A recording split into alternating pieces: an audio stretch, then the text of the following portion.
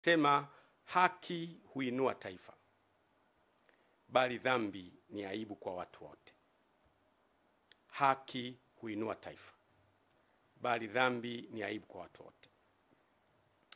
Nilipoongea nanyi tarehe 24 mwezi wa 5, nilipoanza hoja ya utekaji uliokuwa umezidi katika nchi, nilitoa takwimu iliyotoka TLS, Tanzania Law Society, ya watu waliokuwa wametekwa au kupotea, wengine kupatikana, wengine kuokotwa wamekufa. Na sasa ni almost miezi 5 baadaye, utekaji umeendelea, umekuwa wa kutisha sasa. Sasa sio utekaji tena, umekuwa uchukuaji au uvunaji. Imekuwa sasa ni kama mtu anavyochukua kuku kwenye banda la kuku, wakati wowote, saa yoyote, kwa namna yoyote. Mtu yoyote sasa anachukuliwa, si mwanafunzi, sio winga wa Kariakoo, sio padri, sio shehe, sio balozi. Mtu yoyote anaweza kuchukuliwa. Kwa utekaji umekuwa kutisha sana. Na mpaka sasa hivi, wakati nazungumza na nyie mara ya kwanza, nilisema wakati ule kulikuwa na watu 84 wale ambao walikuwa kwenye orodha ya watu wa TLS. Tangu wakati ule sasa hivi ni watu wengi, ambao zaidi ya 108 hivi, ambao ama wametekwa wakapatikana, ama wengine hawajapatikana kabisa. Na kauli zinazotoka kuhusu watu wanaotekwa ni kauli nyepesi sana. Kuzisikiliza ni kauli nyepesi ukilinganisha na uzito wa uhai wa mtu. Ndugu zangu, naomba tukubaliane. Uhai ni zawadi ambayo Mwenyezi Mungu anatupa. Na hakuna mtu mwenye mamlaka ya kupoka uhai wa mtu, hayupo. Tupewa zawadi na Mungu kama ya uhai, tuitumie kwa ajili ya utukufu wake. Kwa mujibu wa Katiba ya Jamhuri ya Muungano wa Tanzania, katiba ya mwaka 1977, ibara yake ya 8 kifungu cha kwanza, inasema hivi: mamlaka ya nchi itakuwa mikononi mwa wananchi, na serikali itapata madaraka na mamlaka yake yote kutoka kwa wananchi. Hii ni kwa mujibu wa katiba hii, na itatumia madaraka hayo kwa niaba ya wananchi. Lakini ibara ya 8(1)(a) inasema mamlaka na madaraka ya serikali ya Jamhuri ya Muungano yatatokana na wananchi, na serikali itapata madaraka yake kutoka kwa wananchi kwa mujibu wa katiba. Tunaona kumbe serikali inapata madaraka kutoka kwa wananchi. Maana yake kisima cha madaraka, the oasis of authority and power in the country, kinatoka kwa wananchi. Sasa kama wananchi hawa wanatekwa, ambao ndio chanzo cha mamlaka, maana yake ni hatari sana. Ndugu zangu, utekaji haukubaliki. Baada ya miezi 5 kuwa nimezungumza kuhusu sikubaliani na utekaji, narudia tena mara nyingine kwa nguvu kubwa kabisa, sikubaliani na utekaji. Kesho kutwa, wiki ijayo, sikubaliani na utekaji na kutoweka kwa watu bila utaratibu. Ndugu zangu, wananchi ndio wenye nchi. Narudia tena, wananchi ndio wenye nchi. Na ndio maana hata neno lenyewe wananchi ni wana wa nchi, ndio wenye nchi. Usipowasikiliza wananchi, utafika wakati utapoteza nafasi ya kuwasikiliza. If you don't listen to them now, time comes you won't be able to listen to them. Usipowasikiliza wananchi leo, wakati unafika hutapata nafasi ya kuwasikiliza. Lakini pia usipowasikiliza wananchi leo, unaweza kupoteza nafasi kabisa ya kuwasikiliza kipindi utakachowahitaji wakusikie. Ni muhimu sana kusikia kilio cha wananchi. Matokeo ya kutokusikiliza kelele za wananchi inaleta machafuko na migawanyiko siku zijazo. Matokeo ya kutokuwasikiliza wananchi na kelele zao inakuletea migawanyiko na matatizo makubwa siku zijazo. Ndugu zangu, naomba mnisikilize kidogo. Mnakumbuka vizuri mimi nilipozungumza kuhusiana na jambo hili, nilijaribu na kupendekeza solution. niliwaambia kwamba leo mnaanza kuona sasa. Niliwaambia kwamba shida ya nchi yetu ni kwamba wakuu wa vyombo wote, kwa maana ya mkuu wa jeshi la wananchi CDF, mkuu wa jeshi la polisi IGP, mkuu wa jeshi la magereza, mkuu wa idara ya usalama wa taifa, mkuu wa jeshi la uokoaji na wengine wote ni wateule wa Mheshimiwa Rais. Na huyu Mheshimiwa Rais pia ni mwenyekiti wa Chama cha Mapinduzi. Na huyu Mheshimiwa Rais pia ni mgombea urais wa Chama cha Mapinduzi.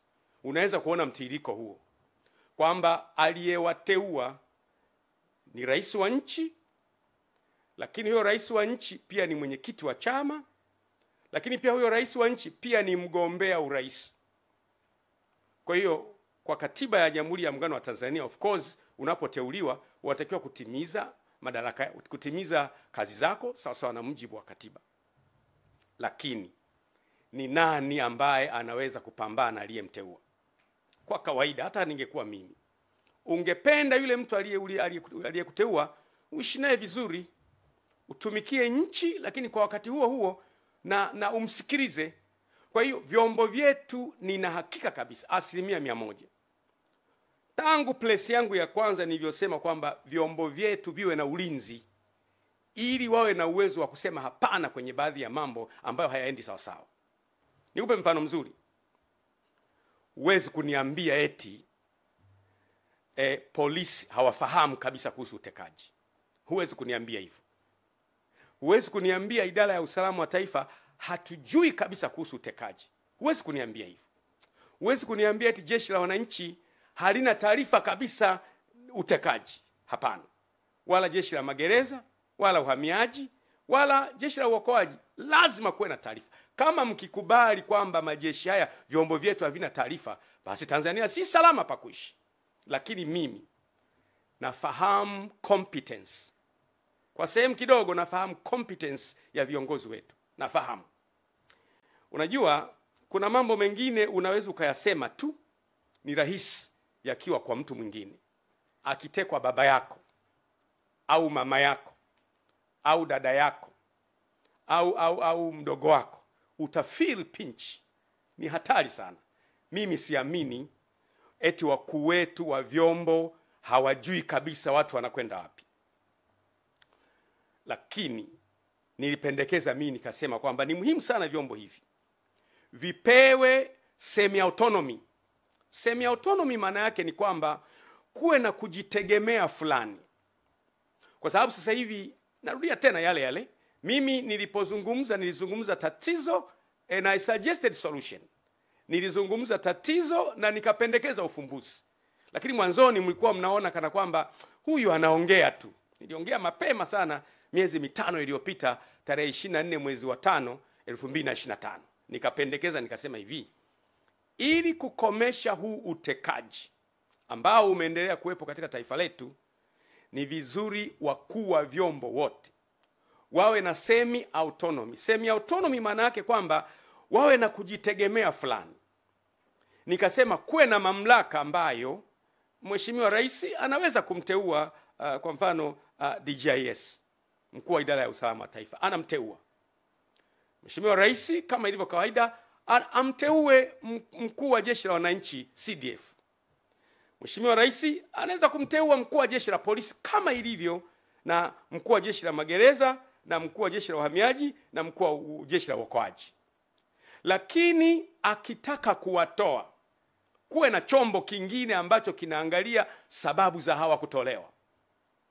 Kuwe na instrument, kuwe na chombo kingine. Mimi nikapendekeza chombo kile kinaweza kuwa ni kamati ya ulinzi na usalama ya bunge, ambayo sababu zipelekwe kwa nini yeye anataka kutolewa. Kwa mfano, sasa hivi natoa mfano tu. Ni mfano, mimi napenda kutumia mfano. Kwa mfano, kama IGP anauona utekaji na hakubaliani, au DGIS wetu wa sasa hivi anauona utekaji na hakubaliani, au mkuu wa jeshi la wananchi anauona utekaji sasa hivi lakini hakubaliani, au mkuu wa jeshi la magereza au uhamiaji au jeshi la uokoaji anauona utekaji lakini hakubaliani, atakwendaje kwa bosi wake aliyemteua? ambaye bosi wake ni mgombea na bosi wake angependa ashinde, atakwendaje kumwambia bosi, hili jambo mimi sikubaliani nao? Ikitokea, sijasema ndivyo hivyo, ikitokea kile chombo cha utekaji ni chombo cha mmoja wapo kati ya wagombea, ikitokea, sisemi imetokea, lakini ikitokea, if it happens, kwamba chombo cha utekaji ni chombo kimoja wapo cha kikundi cha mgombea mmoja wapo, ikitokea hivyo, nisisemi ni hivyo, lakini ikitokea hivyo, anawezaje mkuu wa jeshi la polisi kumapproach bosi wake kumwambia, bosi, kale ka kikundi kako bwana kanachukua watu? Anawezaje mkuu wa jeshi, mkuu wa idara ya usalama wa taifa kumwambia, bwana bosi, kale ka kikundi kako? Anafukuzwa kazi. Hiyo ni kweli. Usifikiri kwamba kuficha kichwa kwenye mchanga ni kuepuka madhara yanayokuja. Don't think hiding your head on the sand is a means to avoid disaster. Madhara yanapokuja ni kuyafesi na kukabiliana nayo na kutafuta ufumbuzi. Ndio maana niona mimi nitazungumza na kuzungumza tena bila woga. Hapo katikati nilinyamaza kimya nikiwa na tafakari, pengine mambo haya yatakoma, lakini bado yanaendelea. Kwa hiyo si kweli kwamba eti wakuu wa vyombo wanakuwa hawajui kabisa. Wanajua, lakini watafanyaje? Akikaa akafumba macho akalala, ndani ya moyo wake akitafakari, anaona huu utekaji unaharibu nchi, ila atafanyaje? Lakini tungefanikiwa kuwa na semi autonomy, hawa wakuu wa vyombo kuanzia CDF kwa mfano, natoa mfano CDF pamoja na walio chini yake, chief of staff na wengine walio chini yake, tukasema hawa bwana wanatulindia nchi yetu. Kwa hiyo huyu kiongozi wa nchi atakayekuepo, mamlaka ya nchi, unajua watu wengine they are very narrow minded. Ukizungumza mamlaka ya rais, wanahisi unamwongelea rais aliyepo madarakani. Rais ni rais. Rais atakayekuja wote ni rais. Kwa hiyo mamlaka ya rais iwe na uwezo wa kuteua. Lakini kumuondoa CDF, kumuondoa chief of staff na walio chini yake hapo pote isiwe rahisi. Ili huyu CDF anapoona jambo lenye kuharibu nchi na kuumiza nchi inaendelea, awe na ujasiri wa kusema, bosi, kwa unyenyekevu, bosi, hili jambo hapana. Na anaposema hivyo asipate madhara ya kufukuzwa kazini na kuharibikiwa yeye na familia yake.